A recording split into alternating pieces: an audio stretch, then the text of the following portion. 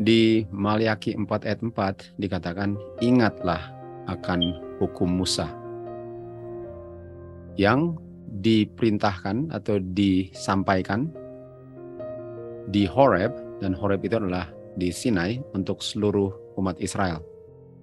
Dan hukum Musa ini termasuk dia punya statutes dengan dia punya judgments. Jadi ini katakan untuk diingat. Ingat itu artinya jangan lupa. Kalau dibilang ingat jangan lupa artinya penting. Artinya sangat penting hukum Musa untuk diingat dengan dia punya statutes dengan judgment. Nah, kalau dibilang tentang hukum Musa, seakan-akan itu menganjurkan bahwa ini Musa punya hukum. Tetapi di kutipan berikut di Review and Herald dikatakan Musa enggak tulis hukumnya sendiri.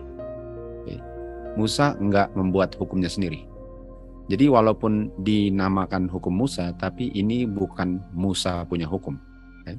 Kristus memberikan kepada Musa statutes dengan tuntutan-tuntutan yang dibutuhkan untuk kehidupan keagamaan orang-orang Israel. Artinya statutes dengan judgment ini yang Kristus berikan kepada Musa, ini untuk kebutuhan umat Israel agar kehidupan agama mereka bukan hanya secara pengakuan, bukan hanya secara tertulis, tetapi menjadi kehidupan yang nyata. Dan untuk kehidupan yang nyata dibutuhkan statutes dengan judgment atau requirement, tuntutannya. Dan untuk govern artinya untuk bisa memagari umat Tuhan agar jangan keluar pagar, dan kita tahu di luar pagar itu adalah kematian. Artinya statutes dengan judgment yang adalah bagian daripada hukum Musa perlu diingat agar umat Tuhan bisa hidup sesuai dengan kehendak Tuhan. Okay? Dan orang-orang yang mengaku Kristen melakukan satu kesalahan yang sangat besar untuk bilang bahwa hukum Musa ini adalah keras, kejam, dan diktatorial. Dan mereka bilang bahwa hukum Musa ini berlawanan atau kontras dengan Injil Kristus dan misi Kristus waktu dia datang ke bumi ini. Kita tahu misi Kristus, Injil Kristus, kalau dibilang Injil artinya kuasa yang sanggup menyelamatkan saya dari dosa. Kuasa yang memisahkan saya dari dosa. Jadi mereka bilang, ini hukum Musa dengan status dengan judgment, bukan kuasa Tuhan untuk pisahkan saya dari dosa. Kalau dibilang bahwa ini lawannya Injil. Dan ini bertentangan dengan misinya Kristus. Artinya boleh dikatakan, orang-orang pikir bahwa hukum Musa itu kutukan. Itu adalah satu kutukan. Sementara ini bukan kutukan. Ini bukan kutukan. Malahan kalau saya memeliharanya, saya bisa hidup sesuai dengan kehendak Tuhan. Dan seakan-akan ini hukum Musa ini bertentangan, atau seakan-akan ini Injil Kristus ini bertentangan dengan prinsip-prinsip yang benar yang ditemukan di buku Musa. Jadi waktu dibilang ingat hukum Musa dengan statutes dan judgment, banyak orang-orang Kristen bilang bahwa ini bertentangan dengan misinya Kristus, bertentangan dengan Injil Kristus, walaupun dia punya prinsip just, tapi itu bertentangan dengan kebenaran Kristus. Sementara kita lihat bukan demikian.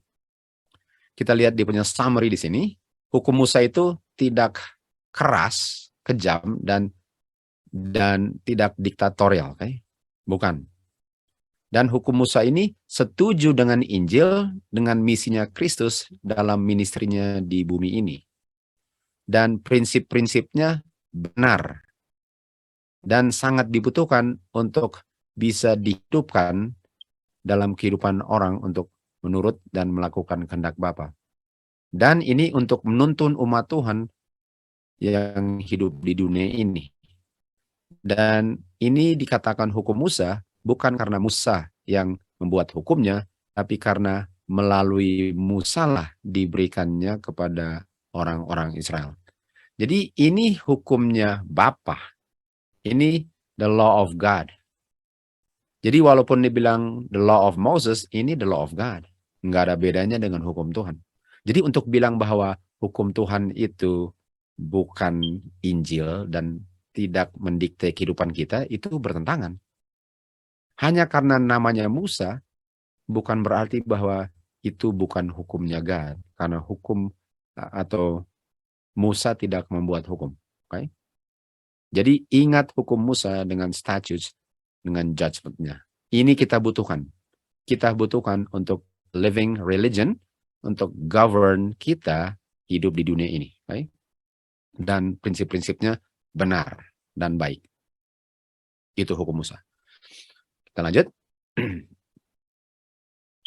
Di Keluaran 19 ayat 5 dikatakan, kita tahu Tuhan membuat perjanjian dengan umat Israel di Sinai, kan? Dikatakan, oleh sebab itu, ayat 5, kalau kamu menurut perintah-perintahku, suaraku, dan memelihara perjanjianku, barulah kamu akan menjadi harta bagiku. Artinya, kalau kamu menurut, baru kamu menjadi umat pilihan yang peculiar. Baru. Artinya kalau kamu tidak menurut, janji itu tidak bisa dipenuhi kalau kamu tidak menurut. Lalu dikatakan ayat 6, kamu akan menjadi kerajaan imam-imam dan bangsa yang kudus. Itu, kamu akan menjadi itu. Menjadi kingdom of priests dengan holy nation. Kalau kamu menurut. Nah, kita tahu umat Israel baru keluar dari Mesir. Waktu diberikan janji ini kan, waktu dibuat perjanjian covenant di Sinai, mereka baru keluar dari Mesir. Mari kita lihat kondisi umat Israel waktu mereka keluar dari Mesir. Pikiran mereka dibutakan kan, oleh perbudakan dan kekafiran yang mereka lihat atau mempengaruhi mereka di Mesir. Jadi mereka punya pikiran sudah merosot. Pengertian mereka tentang hukum Tuhan sudah merosot. Sehingga mereka tidak bisa menghargai sepenuhnya prinsip-prinsip yang luas daripada 10 hukum. Jadi karena mereka nggak bisa mengerti prinsip-prinsip 10 hukum, jadi kalau dikatakan jangan berzinah, mereka nggak bisa mengerti prinsip tidak berzinahnya. Kalau dibilang jangan membunuh, mereka tidak mengerti prinsip membunuhnya. Sehingga bisa saja mereka sedang berzina, sementara mereka pikir mereka nggak berzina. Jadi mereka nggak mengerti prinsip-prinsip 10 hukum. Dan tuntutan daripada 10 hukum, untuk bisa lebih mereka mengerti, diberikan kepada mereka prinsip-prinsip tambahan yang mengilustrasikan dan bisa diaplikasikannya untuk menurut 10 hukum. Okay? Artinya karena umat Tuhan yang keluar dari Mesir ini sudah tidak mengerti lagi tentang prinsip 10 hukum, harus diberikan prinsip-prinsip tambahan untuk menjelaskan dengan lebih jelas lagi akan 10 hukum agar mereka tentu saja tidak berdosa. Dan hukum-hukum ini atau hukum-hukum prinsip tambahan untuk menjelaskan 10 hukum ini atau yang namanya hukum Musa, namanya judgments. Kan? Jadi kita bisa lihat bahwa nggak ada jeleknya dari ini. Nggak ada kerasnya, nggak ada dia punya diktatorialnya. Ini sangat baik. Ini malahan menolong umat Tuhan untuk tidak melanggar 10 hukum. Ini malahan menolong umat Tuhan untuk tidak berdosa. Jadi untuk orang-orang bilang bahwa ini beda dengan Injil, beda dengan misinya Kristus waktu ke bumi, nampaknya mereka nggak mengerti apa itu hukum Musa, statutes dengan judgment. Karena mereka bilang ini negatif semua. Sementara kalau kita baca, ini positif semuanya. Ini semua positif. Nah, jadi ini judgment ini atau penghakiman ini adalah standar keadilan yang akan menjadi patokan para hakim-hakim waktu mereka membuat mereka punya keputusan dalam hal-hal penghakiman. Ini judgment. Dan bedanya dengan 10 hukum, kita tahu 10 hukum itu diucapkan langsung dari bukit dan semua orang bisa mendengar. Bedanya dengan 10 hukum, ini precepts atau dia punya prinsip-prinsip tambahan yang diberikan ini, diberikannya langsung kepada Musa untuk disampaikan prinsip tambahan daripada 10 hukum untuk disampaikan kepada umat Tuhan. Okay. Jadi diberikannya karena mereka tidak mengerti 10 hukum. Tentu saja, kalau mereka mengerti 10 hukum dengan sempurna, nggak perlu ditambahkan ini semua. Ini ditambahkan karena mereka tidak mengerti prinsip 10 hukum. Jadi ini sangat baik. Sama dengan umat Tuhan, diberikan tulisan-tulisan roh nubuat agar bisa mengerti Alkitab. Dan sangat menolong untuk mengerti Alkitab. Itu sebabnya diberikan tulisan-tulisan roh nubuat.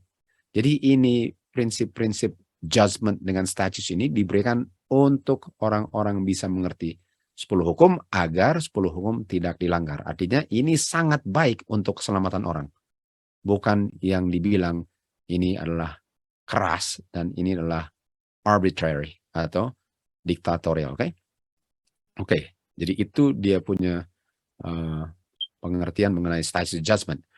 Kita lihat waktu mereka keluar dari Mesir dan sampai di Bukit Sinai. Karena mereka tidak mengerti prinsip 10 hukum, itu sebabnya mereka melanggar 10 hukum terus. Dan karena mereka melanggar 10 hukum, karena tidak mengerti prinsip-prinsipnya, 10 hukum diulang kembali di Sinai. Tapi nggak cukup untuk mengulang 10 hukum. Kalau 10 hukumnya sudah dilanggar karena tidak mengerti prinsip, tentu saja diberikannya dengan catatan ditambah lagi dengan prinsip-prinsip yang diberikan melalui Musa untuk govern mereka punya hari-hari kan. Jadi kita bisa lihat di sini bahwa tambahan daripada 10 hukum adalah yang dibilang statutes dengan judgment, yang adalah the law of Moses. Itu diberikan agar umat Tuhan mengerti prinsipnya sehingga mereka tidak perlu lagi untuk melanggar 10 hukum atau berdosa.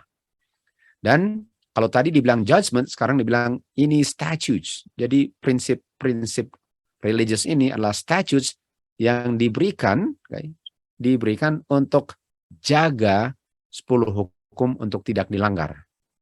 Dan statutes ini bukan bayang-bayang yang dipakukan di kayu salib. Bukan bayang-bayang. Jadi judgment, statutes dengan hukum Musa bukan bayang-bayang yang dipakukan di kayu salib. Bukan. Dan mereka berlaku bagi umat Tuhan di setiap zaman selama-lamanya. Jadi ini nggak bisa dipakukan di kayu salib. Statutes dengan judgment yang adalah bagian daripada hukum Musa, sebagaimana 10 hukum berlaku selama-lamanya, prinsipnya. Kan? Kalau tahu prinsipnya, saya sedang menghidupkan prinsipnya.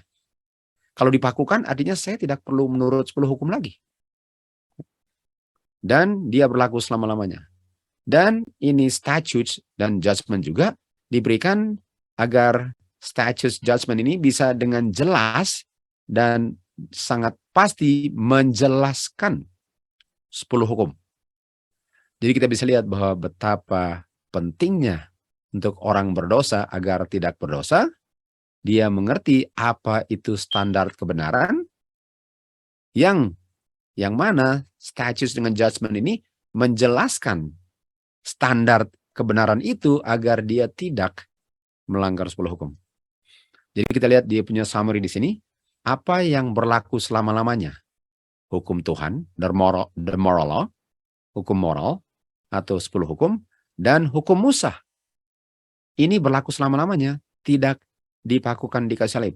Jadi sebagaimana 10 hukum, nggak ada yang berani pakukan 10 hukum di kayu salib, hukum Musa yang terdiri dari statutes dengan judgment pun, sebagaimana 10 hukum tidak bisa dipakukan di kayu salib, law of Moses pun tidak dipakukan di kayu salib. Dan ini yang tadi kita baca bahwa banyak orang Kristen nggak mengerti ini, sehingga mereka pakukan hukum Musa ke kayu salib. dengan memakukan statutes dan judgment dan mengatakan bahwa hukum Musa ini bertentangan dan berlawanan dengan 10 hukum. Oke, kita lihat selanjutnya, the blind mind, pikiran yang buta. Jadi walaupun mata terbuka, tapi ada sesuatu yang buta. Jadi di 2 Korintus 3 ayat 14 dikatakan pikiran-pikiran mereka dibutakan. Sehingga sampai hari ini masih tertutup wajah mereka waktu mereka baca Perjanjian Lama. Nah, kita akan lihat persis Perjanjian Lama yang mana yang kalau mereka baca sangat dibutakan mata mereka. Artinya mereka tidak mengerti. Kan? Tadi kita baca tulisan Roh Nubuat dikatakan bahwa mereka bilang hukum Musa itu jelek, tidak baik. Sangat nggak ada hubungannya dengan Injil dan misi Kristus datang ke bumi. Artinya kita tahu itu salah. Itu pengertian yang buta. Dan di 2 Korintus 3, 14 dan 15, Rasul Paulus bilang ini, mereka buta waktu baca Perjanjian Lama. Ayat 15, sampai hari ini pun waktu buku Musa dibaca, judulnya adalah apa?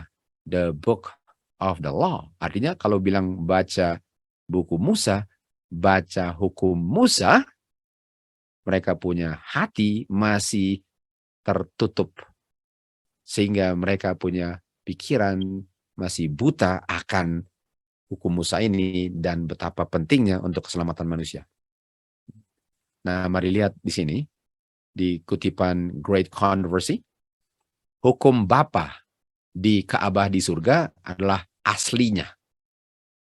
Yang mana prinsip-prinsip daripada 10 hukum itu ditulis di 2 loh batu.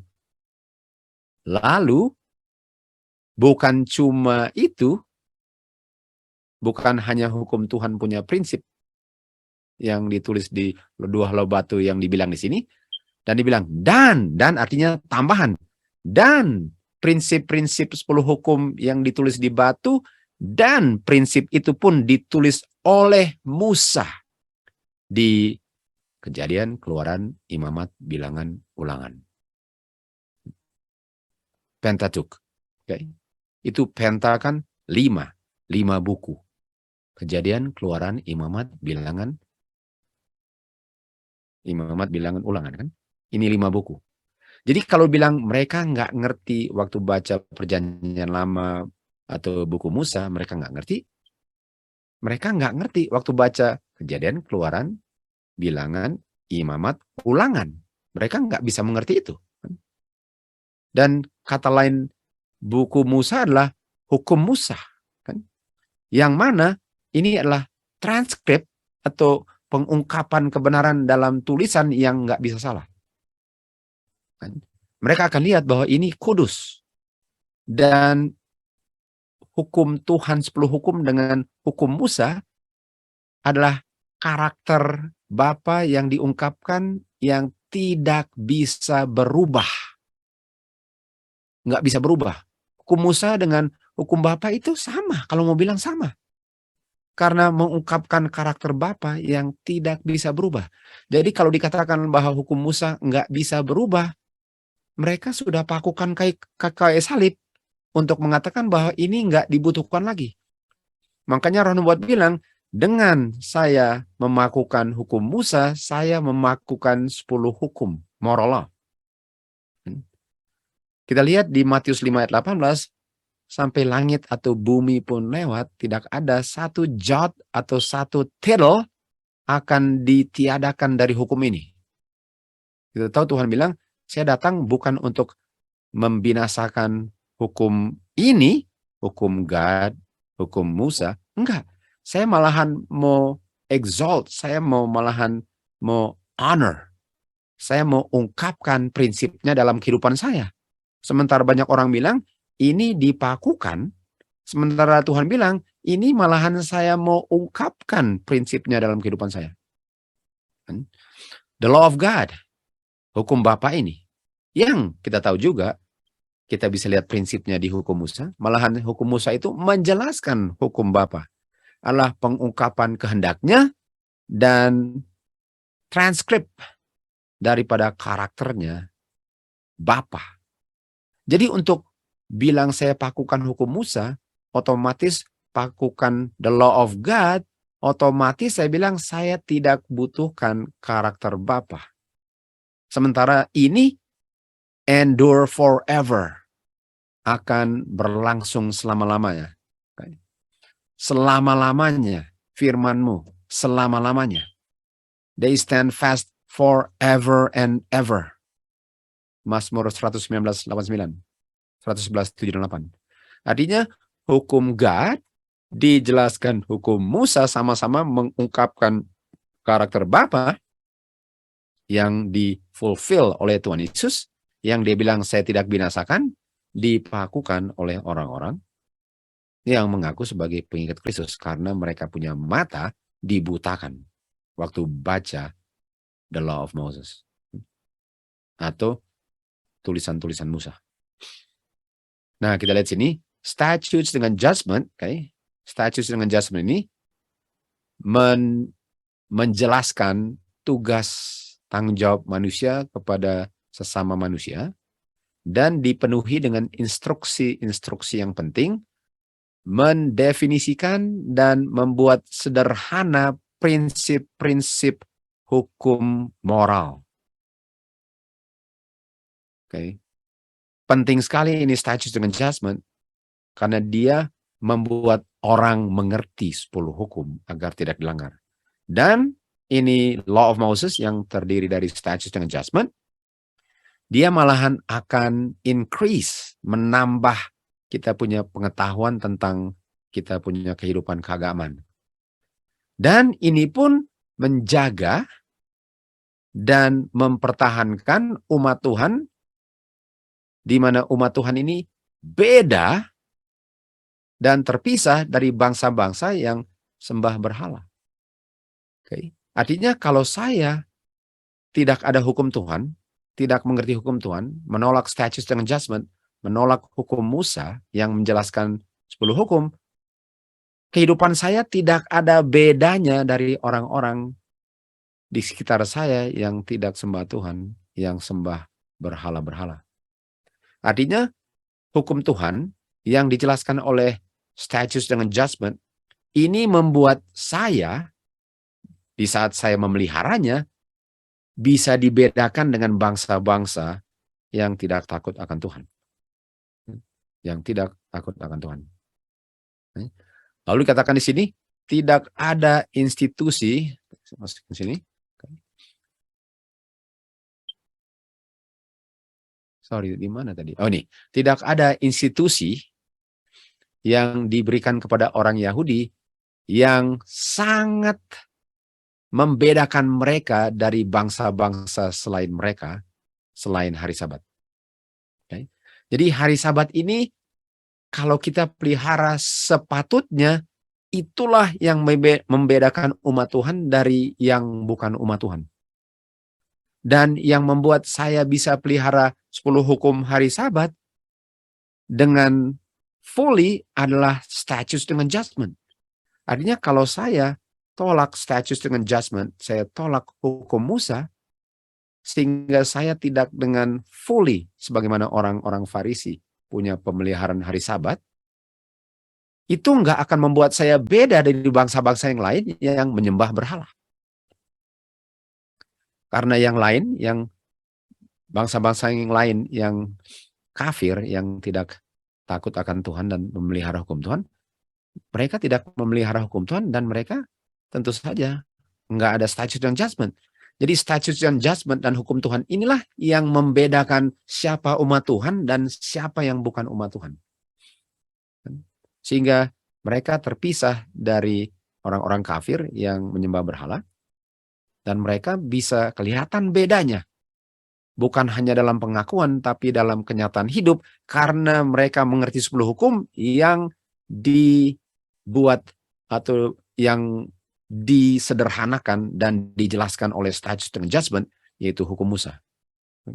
Dan hanya kalau umat Tuhan kudus, barulah mereka bisa dibedakan dari orang-orang yang tidak sebagai penyembah Bapa di surga. Jadi kita bisa lihat betapa pentingnya hukum Musa dengan dia punya statutes and adjustment. Kita lihat di Great Controversy selanjutnya. Dikatakan bahwa pilihannya cuma dua.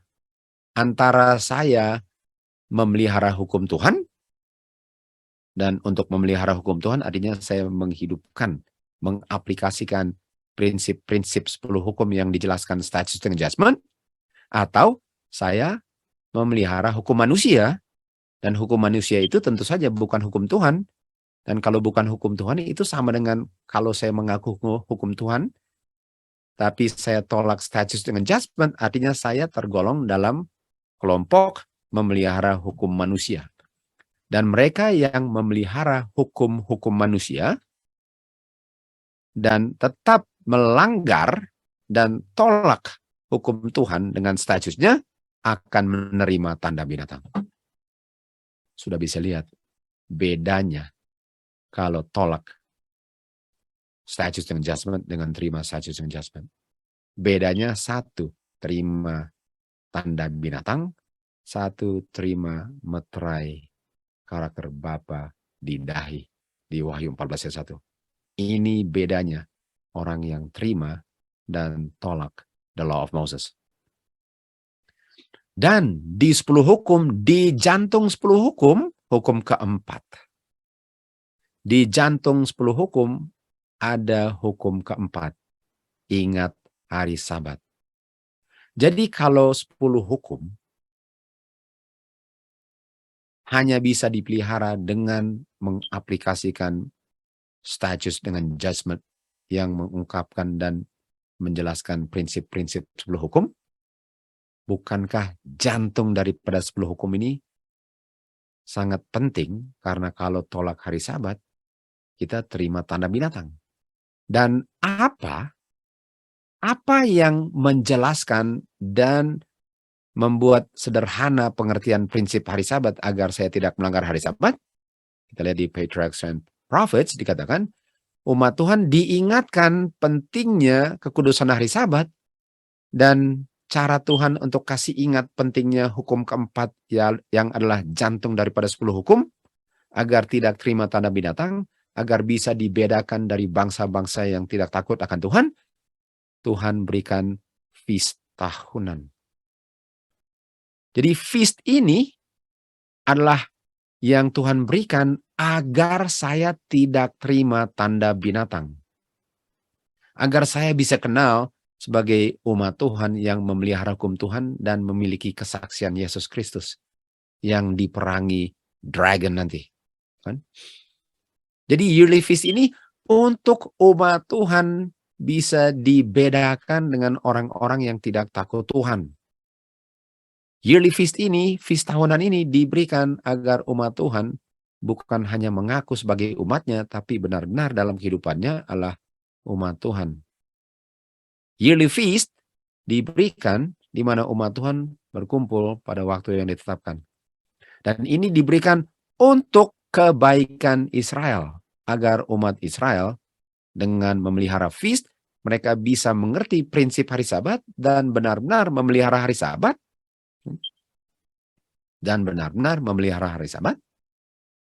Sehingga mereka benar-benar dikenal sebagai umat Tuhan yang memelihara hukum Tuhan dan memiliki kesaksian Yesus Kristus.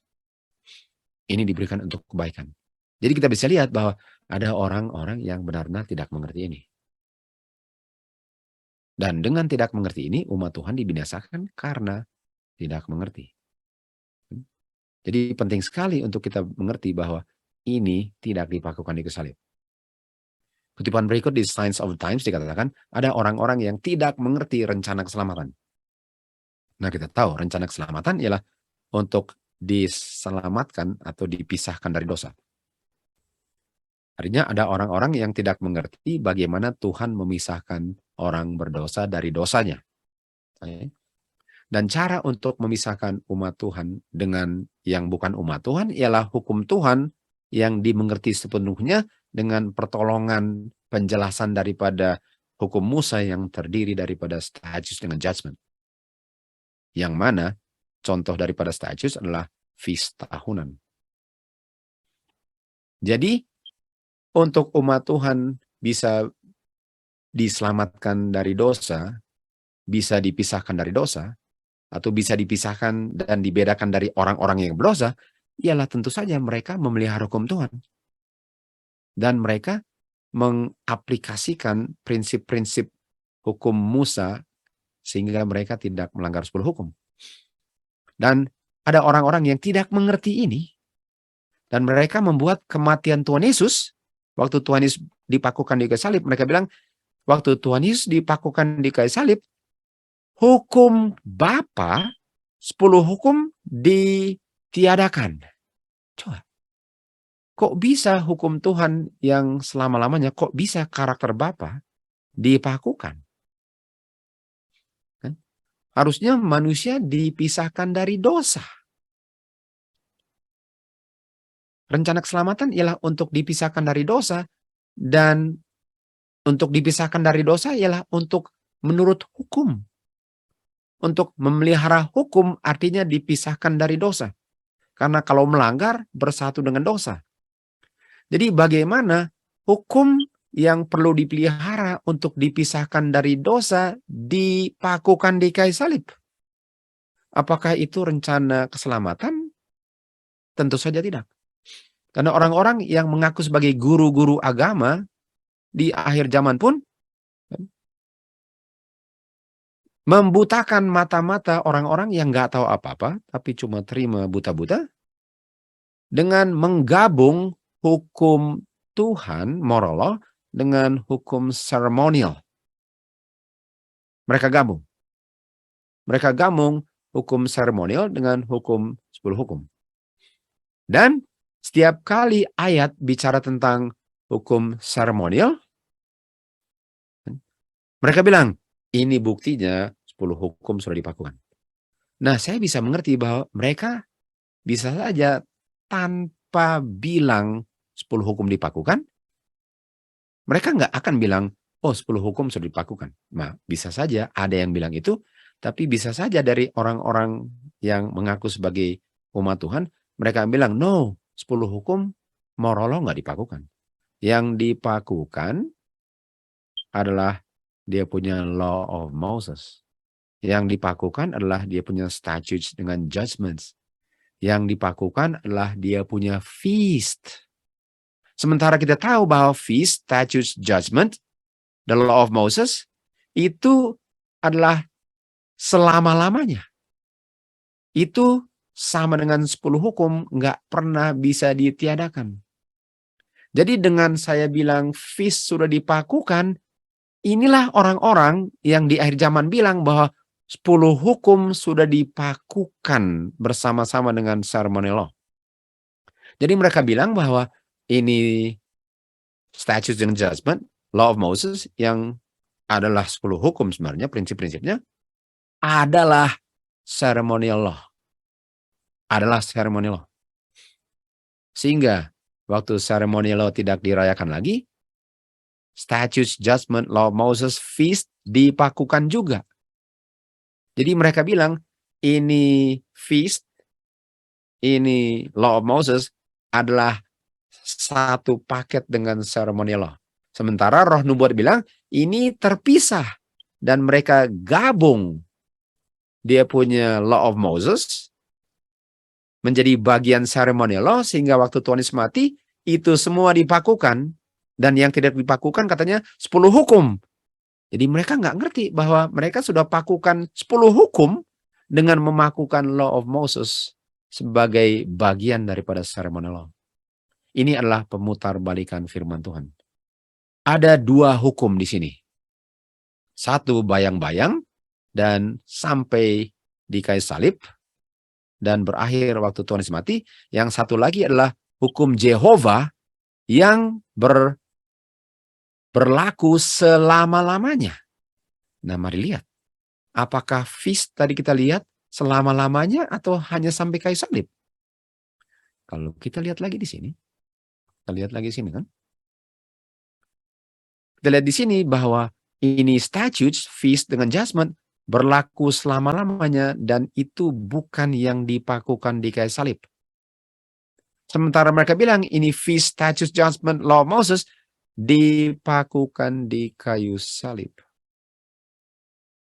Jadi mereka sudah ambil hukum Musa yang adalah sebenarnya hukum Tuhan, moral, malahan lebih jelas penguraiannya daripada 10 hukum. Dan mereka satu padukan dengan ceremony law, dan mereka pisahkan moral law dengan law of Moses, lalu mereka satu padukan law of Moses dengan ceremony law, lalu tinggalin moral law, lalu mereka pakukan ceremony law dengan law of Moses, dan mereka bilang 10 hukum nggak dipakukan. Jadi mereka sudah belah 10 hukum dengan prinsip-prinsipnya, dan dibagi dua, satu bagiannya digabung dengan ceremony law untuk dipakukan di kayu salib. Sementara hukum itu nggak pernah bisa dipakukan untuk selama-lamanya. Selama tahta Bapa ada, hukum itu berlaku. Artinya apakah tahta Bapa dipakukan di kayu salib? Jadi kita bisa lihat bahwa moral law dengan law of Moses, statutes yang bagian daripada statutes adalah feast dengan judgment, itu nggak pernah bisa dipakukan. Itu nggak pernah bisa dipakukan. Okay? Jadi kita lihat di sini di 1 Korintus 5:7 dikatakan Kristus sudah menjadi korban bagi kita. Artinya Tuhan Yesus dipakukan di kayu salib. Nah, karena Tuhan Yesus sudah dipakukan di kayu salib, artinya hukum yang adalah hukum bayang-bayang yang terdiri dari domba dibunuh, nggak perlu dilakukan lagi pembunuhan domba. Karena Tuhan Yesus sudah menjadi korban menggantikan domba sebagai penggenapan daripada yang selama ini ditunjuk oleh domba. Jadi seremonial law di mana kita bunuh domba itu nggak perlu lagi, tapi jangan satu padukan itu dengan dia punya status dengan judgment. Untuk bunuh dombanya oke. Nggak perlu ada kematian domba lagi. Karena Tuhan Yesus sudah mati. Tapi itu harus bisa dipisahkan dari status dengan judgment yang mana feast tahunan itu, yang adalah bulanan dan mingguan juga kan. Feast itu nggak bisa disatu padukan dengan domba-domba dibunuh. Itu yang mereka lakukan. Dan di sini Rasul Paulus katakan, karena Tuhan Yesus sudah mati di kayu salib, kan? Karena Tuhan Yesus sudah mati di kayu salib, kita nggak perlu bunuh domba lagi. Karena itulah yang sudah dipakukan. Oleh sebab itu, mari kita pelihara feast tanpa bunuh domba.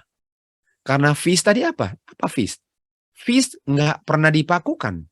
Jadi ayat 8 bilang, mari kita rayakan feast tanpa bunuh domba. Tanpa bunuh domba. Nah, mari lihat apa sih yang dipakukan di salib, apa sih yang di-abolish di kayu salib. Di Daniel 9 ayat 7 dikatakan ada nubuatan kan, ada nubuatan 70 minggu yang terdiri dari 490 tahun di Daniel 9. Dan ini satu minggunya dari 27 AD sampai 34 AD itu satu minggu. 7 hari sama dengan 7 tahun. Dan dibagi dua dia. Di tengah-tengahnya Tuhan Yesus mati di kayu salib. 31 AD. Jadi kita lihat di sini bahwa Tuhan Yesus waktu mati di kayu salib ada sesuatu yang berakhir di situ kan, dipakukan. Kalau kita lihat di Daniel 9 dikatakan korban-korban persembahan yang di done away. Okay. Nah, feast itu bukan korban persembahan. Bukan. Karena itu tidak dipakukan. Sama sekali bukan. Okay. Jadi korban-korban. Dan korban itu harus ada kematian. Sementara feast itu lambang kehidupan. Korban ini kematian. Jadi yang dipakukan adalah kematian. Okay. Kita akan lihat lagi. Di 2 Timotius 1 ayat 10 dikatakan, Tuhan Yesus telah abolish death, kematian. Sekali lagi, feast itu kehidupan. Baca Yohanes 6. Meat and drink itu life, eternal life. Yang ditiadakan adalah kematian. Dan karena kematian sudah dipakukan, sekarang kita terima kehidupan melalui terang gospel. Kolose 2 ayat 14 dikatakan blotting out, dihapus, ditiadakan, handwriting of ordinances. Dan versi lain bilang dibatalkan catatan hutang. Jadi apa yang berakhir di kayu salib? Catatan hutang. Upah dosa saya berakhir di kayu salib. Kan? Upah dosa saya. Apakah feast itu upah dosa? Bukan. Jangan pakukan kehidupan. Pakukan kematian. Karena kita tahu yang kayu salib itu lambang kematian. Kan? Kalau bilang kayu salib itu kematian, artinya yang berakhir di kayu salib adalah kematian. Jadi yang ditiadakan adalah catatan hutang kematian atau upah dosa saya dipakukan. Kematian dipakukan.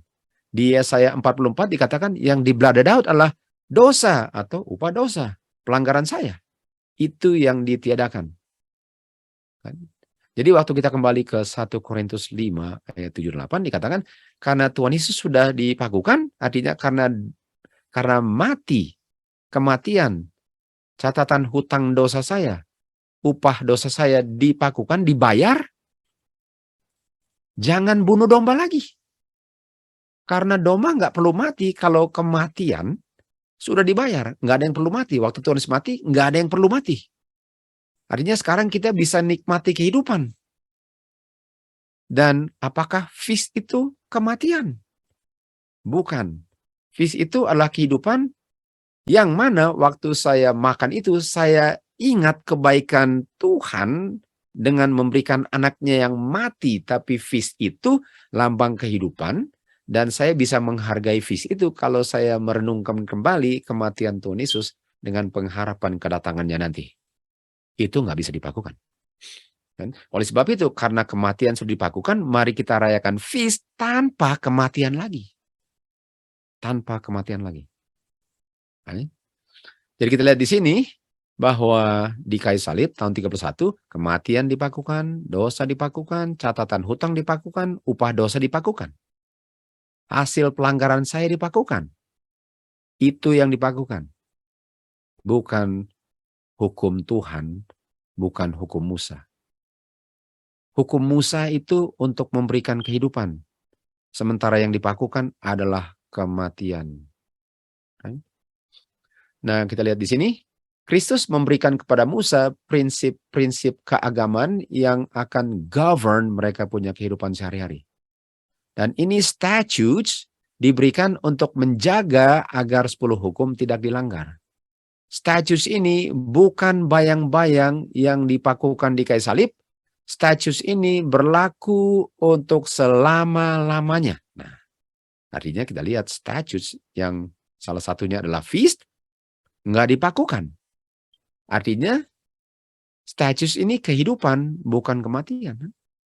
Jadi kalau mereka merayakan feast sebelum itu, kita pun tetap merayakan karena itu tidak dipakukan. Yang dipakukan adalah kematian. Makanya nggak ada kematian lagi. Makanya domba nggak perlu lagi karena kematian sudah dipakukan. Dan dikatakan di sini bahwa statutes, judgment, law of Moses, feast tidak dipakukan. Bukan bayang-bayang. Nah, mari kita lihat law of Moses. Pikiran umat Tuhan sudah dibutakan kan? Karena kehidupan kekafiran dan semua itu. Dan oleh sebab itu mereka tidak siap untuk menghargai prinsip-prinsip keagamaan. Yang perlu mereka hidupkan kalau mereka memelihara 10 hukum. Mereka tidak bisa mengerti 10 hukum. Oleh sebab itu diberikan prinsip-prinsip daripada Law of Moses untuk mengilustrasikan dan mengaplikasikan prinsip-prinsip 10 hukum dalam kehidupan hari-hari. Dan hukum-hukum ini adalah judgment. Dan diberikannya kepada Musa. Itu sebabnya ini namanya the Law of Moses. Ini namanya adalah the Law of Moses. karena diberikan melalui Musa, bukan Musa yang tulis sendiri, walaupun dia tulis, tapi diberikan kata-kata yang ditulisnya dari Tuhan. Jadi umat Tuhan diingatkan untuk memelihara 10 hukum hari Sabat, dan untuk memelihara hukum termasuk hari Sabat diberikan apa? Yearly feast. Artinya yearly feast ini adalah hukum-hukum yang diberikan kepada Musa dan Musa tulis sesuai dengan instruksi yang diberikan Kristus. Hukum-hukum Musa ini tidak ditulis, hukum-hukum Musa ini ditulis oleh Musa. Hukum Musa ditulis oleh Musa. Kita tahu bahwa hukum Tuhan ditulis oleh jarinya Tuhan, bukan jari Musa. Jadi dengan mereka bilang bahwa ini ditulis Musa, artinya nggak sepenting 10 hukum. Gitu. Saya pernah baca dulu buku, tahun 2006, 2007. Saya baca, dan ditulis bahwa, oh ini ditulis oleh Musa, artinya ini nggak sepenting yang ditulis dari Tuhan. Dan saya dulu karena benar-benar baru mulai belajar, saya bilang, oh oke, memang begitulah. Padahal bukan main salahnya. Pas sudah mengerti belajar, wah bukan main salahnya.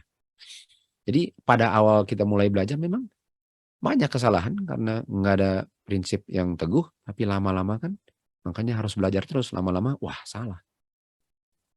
Lama-lama pas lihat yang benar, wah rupanya dulu saya punya premis salah. Jadi begitulah.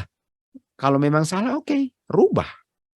Tapi jangan setelah lihat sudah benar mempertahankan yang salah karena dia punya egonya yang dipertahankan. Ini soal keselamatan. Dan dikatakan hukum Musa ini ditulis oleh Musa. Dan untuk mematuhi 10 hukum yang mana bisa dimengerti kalau memelihara statute and judgment, itulah syaratnya untuk memenuhi janji Tuhan kepada Israel. Artinya kalau saya tidak memelihara 10 hukum, karena saya tidak memelihara statute and judgment, dan tidak melakukan perintah untuk bikin feast, saya tidak akan memenuhi syarat untuk memenuhi janji Tuhan kepada saya. Artinya, mari kita lihat. Apa itu janji Tuhan kepada Israel? Nah, kalau bicara Israel, ini nggak ngomong tentang Israel mereka ya. Ini bicara tentang semua orang yang dilahirkan kembali. Walaupun keturunan Abraham, tapi ada 2 macam keturunan. Keturunan spiritual dengan keturunan lahir ya. Ini bicara tentang keturunan lahir spiritual. Ini bicara tentang Israel, bukan Yakub. Artinya, semua Israel rohani harus menurut 10 hukum, memelihara statute dengan judgment, kalau mau menerima janji Tuhan kepada Israel. Nah, apa janji Tuhan kepada Israel? Melalui iman Abraham, bisa menerima warisannya. Artinya, melalui iman, artinya dia bisa menerima, dia punya warisan yang dijanjikan kepada dia, kalau dia percaya. Ayat 9, dia mengadakan perjalanan ke tanah yang dijanjikan, artinya tanah perjanjian.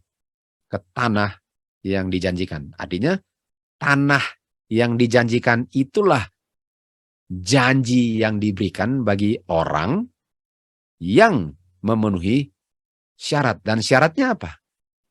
Syaratnya ialah menurut 10 hukum tentu saja. Harus menurut 10 hukum. Karena iman kan apa saja tanpa iman adalah dosa. Artinya kalau nggak berdosa artinya saya menurut 10 hukum dengan catatan mengaplikasikan prinsip statute dengan judgment daripada law of Moses. Artinya, kalau saya mau menerima tanah perjanjian yang dijanjikan Tuhan, saya perlu untuk menurut 10 hukum. Itulah yang diwariskan kepada Israel. Dan inilah janjinya. Janjinya ialah kamu akan tinggal di tanah perjanjian. Ini Abraham. Tapi mereka semua mati belum menerima janjinya. Artinya mereka mati belum menerima janji tanah perjanjian yang diberikan sebagai untuk memenuhi janji. Jadi mereka mati, tapi mereka mati di dalam iman. Artinya dikatakan mereka mati sementara mereka menurut 10 hukum. Jadi walaupun mereka menurut 10 hukum, di saat itu mereka belum terima tanah perjanjian. Karena tanah perjanjian itu hanya bisa diberikan kalau menurut 10 hukum. Artinya walaupun mereka mati dan belum dapat tanah perjanjian, mereka akan menerima tanah perjanjian karena mereka mati dan mereka menurut 10 hukum. In faith. Mereka di sini ya, mereka mengadakan perjalanan di tanah perjanjian. Loh, mereka sudah sampai tanah perjanjian. Mereka mengadakan perjalanan bukan ke tanah perjanjian, mereka mengadakan perjalanan di tanah perjanjian. Tapi walaupun mereka berada di tanah perjanjian, mereka adalah orang asing di tanah itu. Oleh sebab itu mereka belum terima tanah perjanjian walaupun mereka berada di tanah perjanjian. Karena di saat itu mereka hanyalah orang asing di tanah yang dijanjikan. Tapi mereka akan tinggal di tanah itu karena mereka memenuhi syarat iman. Dan iman adalah tidak berdosa. Tidak berdosa adalah menurut 10 hukum. Dan menurut 10 hukum ialah mengaplikasikan prinsip-prinsip hukum Musa. Artinya hukum Musa, 10 hukumlah syaratnya untuk kamu tidak langgar untuk kamu bisa terima tanah perjanjian. Mereka semua mati. Mereka belum dapat tanah yang dijanjikan walaupun mereka sedang berada di tanah itu. Kita tahu kapan mereka terimanya. Waktu Tuhan Yesus datang kedua kali, 1000 tahun kemudian kan, kita akan kembali ke bumi ini dan menempati tanah perjanjian. Hanya mereka yang menurut 10 hukum dan memenuhi statutes dengan judgment di mana ada feast di situ. Dan kita tahu kita akan tetap rayakan feast di kerajaan surga dan di bumi baru setiap minggu, setiap bulan, tahunan punya untuk selama-lamanya. Tadi kan dibilang bahwa ini Law of Moses berlaku selama-lamanya. Artinya kita akan tetap rayakan feast selama-lamanya. Kita sudah belajar itu. Di Ulangan 6:1 dikatakan, inilah perintah-perintah Tuhan, inilah statutes, inilah judgment, agar kamu lakukan perintah Tuhan, statutes dengan judgment di tanah di mana kamu akan tinggal. Di mana kamu akan tinggal. Ini berlaku di Israel, di Yerusalem, di bumi ini, di Kanaan bumi, dan di Kanaan bumi baru.